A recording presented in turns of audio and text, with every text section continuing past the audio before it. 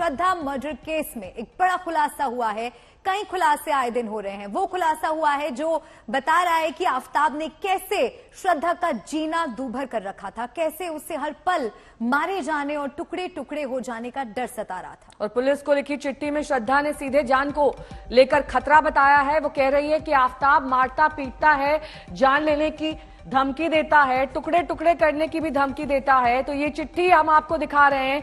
इस चिट्ठी में शादी तक करने की बात हो रही है, लेकिन श्रद्धा को लगता है कि वो जिंदा नहीं बचेगी। साथ ही श्रद्धा ये भी इस चिट्ठी में साफ तौर पर कह रही है कि कई बार गला दबाकर उसे मारने की कोशिश आफताब द्वारा की गई, लेकिन वो पुलिस तक जाने की हिम्मत नहीं जुटा पा रही है। साथ ही श्रद्धा ने इस चिट्ठी में सीधे तौर पर लिखा है कि कई बार आफताब ने उसे इतना मारा कि उसे चेहरे और बाकी शरीर की कई जगहों पर चोट के निशान तक आ गए, लेकिन इसके बावजूद श्रद्धा एक दम घोंटू जिंदगी आफताब के साथ बिता रही थी। तो शिकायती चिट्ठी से मैसेज तक बड़े खुलासे हो रहे हैं। श्रद्धा को ये लग रहा था कि अब वो जिंदा नहीं रह सकेगी और उसके साथ कुछ हुआ तो जिम्मेदार आफताब होगा। साथ ही श्रद्धा और दोस्त की वो आखिरी चैट भी सामने आ गई है, जहां श्रद्धा किसी डर की तरफ इशारा कर रही है। और ये जो चिट्ठी का मजमून है ये हम आपको दिखा रहे हैं कि उसने लिखा है, आज उसने गला घोंटकर मुझे मारने की कोशिश की, वो टुकड़े टुकड़े कर मेरी जान लेने की धमकी देता है, ब्लैकमेल करता है। आज तक के पास ये चिट्ठी मौजूद है जिसमें ये साफ तौर पर लिखा है श्रद्धा द्वारा कि मेरे साथ मारपीट के 6 महीने हो गए हैं, पुलिस के पास जाने का मुझ में साहस नहीं है। देव कोटक मुंबई से हमारे सहयोगी हमारे साथ जुड़ गए हैं। देव, बहुत बड़ा सबूत है ये, किस तरह से श्रद्धा को लंबे वक्त से डर सता रहा था कि आफताब उसके साथ कुछ इस तरह का घटना को अंजाम दे सकता है। क्या कुछ और जानकारी? जी, आपको साफ तौर पर बता दूं कि मैं यहाँ तुलिंज पुलिस स्टेशन के बाहर मौजूद हूँ। यही पुलिस स्टेशन में नवंबर 23, 2020 को श्रद्धा ने पहली बार लिखित रूप से एक कंप्लेंट कॉपी सबमिट की थी, लेकिन उसके बाद भी उसने कहा, हमें ऐसी बात पता चल रही है कि काफी बार ये कंप्लेंट लेटर के बाद भी उनकी काफी लड़ाइयाँ हुई। आफताब ने उसे बेरहमी से पीटा, लेकिन हर टाइम जब उसने कंप्लेंट करनी चाहिए, आफताब के माँ बाप बीच में आते थे, उसे कहते थे कि नहीं, हम हमारे बच्चे के लिए काफी शर्मिंदा है और इसीलिए उस मामले को वहीं रफा दफा कर दिया जाता था और पुलिस इन्वॉल्वमेंट कहीं भी किया नहीं गया। लेकिन जैसे कि आपको पता है कि जिस तरह की डिटेल्स उस लेटर में लिखी गई है कि वो मुझे धमकियां देता था कि मुझे मारेगा, मुझे पीटेगा और मुझे मेरी बॉडी को काट कर फेंक देगा। एक बात बताइए, क्योंकि आफताब मुंबई का ही रहने वाला है, इस वक्त उसके परिवार वाले, उसके माँ बाप कहाँ हैं? क्योंकि पहले ये कहा गया कि जैसे ही इस घटना को सामने लाया गया, आफताब के माँ बाप घर छोड़कर चले गए। अभी वो कहाँ हैं? जी, सूत्रों के अनुसार ऐसा बताया जा रहा है कि वो दोनों ही दिल्ली पहुंच चुके हैं, क्योंकि दिल्ली कोर्ट ने उन्हें अनुमति दे दी है कि वो आफताब से मिल सकते हैं। तो आफताब के लॉयर का भी अगर आप बाइट सुनेंगे तो उन्होंने, अविनाश कुमार, उन्होंने ऐसा कहा है कि वो पूरी तरह से प्रयास करेंगे कि आफताब के पेरेंट्स के साथ संपर्क करें और उन्हें बताएं कि कोर्ट की अनुमति के बारे में, इसलिए वो लोग जल्द से जल्द एक दूसरे से मिल सकते हैं। तो इस तरह की जानकारी है फिलहाल इस समय हमारे पास। देव, और ये चिट्ठी जो कि बहुत अहम सुराग है, इसे सामने आने में काफी वक्त लग गया। जी, तरह तरह के सवाल उठ रहे हैं कि तुलिंज पुलिस स्टेशन ने भी इस बात को कैसे अनदेखा सा कर दिया और इस कंप्लेंट को जिस गंभीर रूप से उन्हें लेना चाहिए था उन्होंने लिया नहीं। अभी तक तुलिंज पुलिस स्टेशन के अलावा जो मानिकपुर डिटेक्शन 1 क्राइम ब्रांच का यूनिट है जो वसई पुलिस के अंडर आता है, उन पर भी लोग सवाल उठा रहे हैं, कह रहे हैं कि इतने लोगों को अब क्वेश्चनिंग बुलाया है, लेकिन जब मिसिंग पर्सन्स कंप्लेंट दर्ज की गई थी और इस बात की जानकारी थी उन्हें, तो उन्होंने इस बात पर एक्शन क्यों नहीं लिया और इन्वेस्टिगेट साफ तौर पर क्यों नहीं किया। तो तरह तरह के फिलहाल सवाल उठ रहे हैं। लेकिन जैसे कि मैंने बताया कि मैं तुलिंज पुलिस स्टेशन के बाहर मौजूद हूं, जहां 2 साल पहले इस घटना घटी, उसके पहले ये रिटन कंप्लेंट सबमिट की गई थी। लेकिन ऐसा बताया जा रहा था कि डिप्टी कमिश्नर ऑफ पुलिस भी यहाँ आ चुके हैं, उनकी अंदर बातचीत चल रही है। कुछ ही समय में हमें साफ तौर पर पता चल पाएगा कि क्या होगा। श्रद्धा ने अपने दोस्त को मैसेज किया था, आफताब से जुड़ी कई बातें बताई थी, वो मैसेज आपको दिखा देते हैं। श्रद्धा ने दरअसल कहा, दोस्त मुझे खबर मिल गई है। शाम 4:34 का ये मैसेज, इसमें श्रद्धा ने लिखा है, मैं किसी चीज में व्यस्त हो गई। क्या थी वो चीज, अब ये बड़ा सवाल है। दोस्त ने लिखा, क्या खबर मिली है।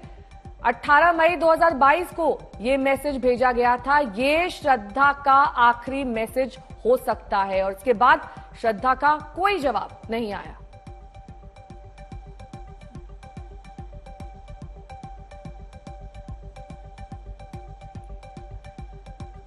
एफएसएल से मेरे सहयोगी वरुण सिन्हा इस वक्त तमाम जानकारी के साथ जुड़ गए हैं। तेजश्री पुरंदरे भी जुड़ गई हैं इस वक्त तमाम जानकारी के साथ। तेजश्री, ये बताइए कि अब धीरे धीरे करके ये जो कॉल डिटेल्स, मैसेज डिटेल्स, साथ ही बहुत अहम सबूत जो चिट्ठी के तौर पर, जिसमें ये साफ तौर पर श्रद्धा ने बताया है कि उसे किस तरीके से आफताब टॉर्चर कर रहा था, लेकिन क्या वजह थी कि वो पुलिस तक कभी नहीं पहुंच पाए, क्यों उसने एफआईआर दर्ज नहीं कराई।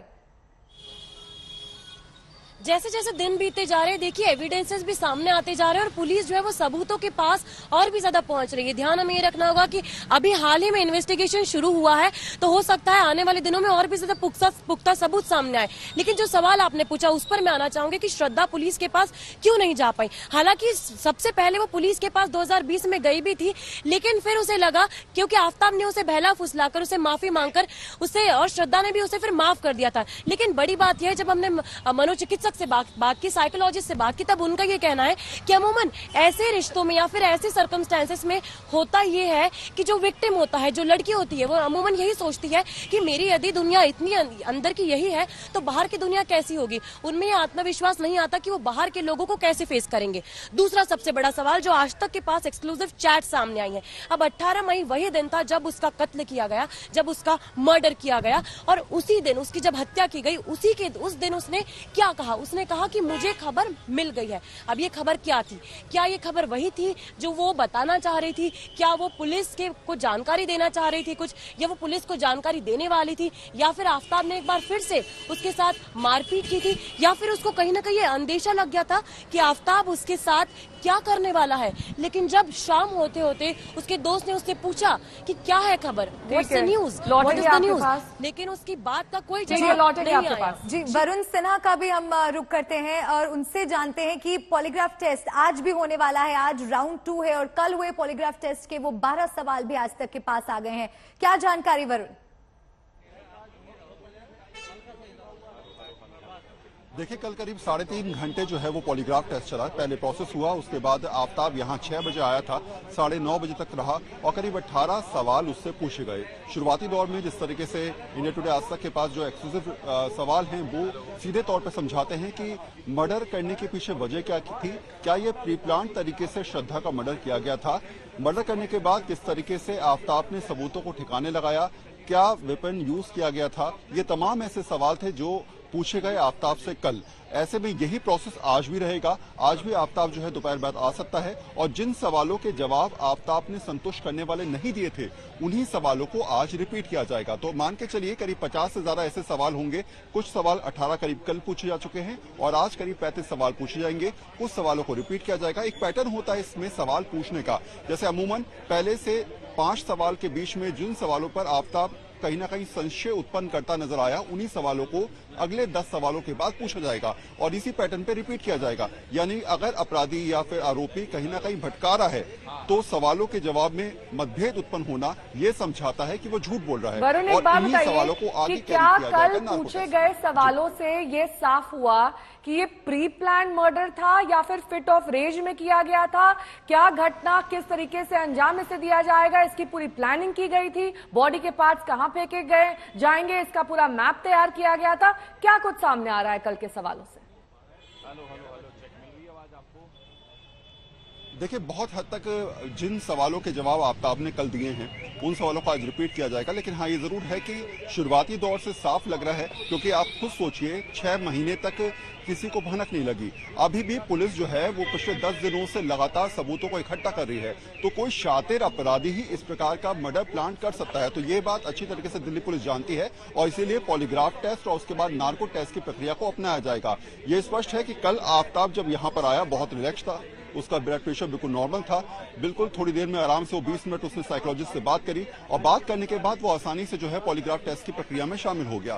तो ये एक शातिर अपराधी की एक रणनीति होती है जिसको कोई फर्क नहीं पड़ता, और आफ्ताब के हालचाल भी, उसकी व्यवहार भी यही बताता हुआ नजर आ रहा था कि वो इस पूरे प्रोसेस से गुजरने के लिए बिल्कुल तैयार नजर आ रहा है।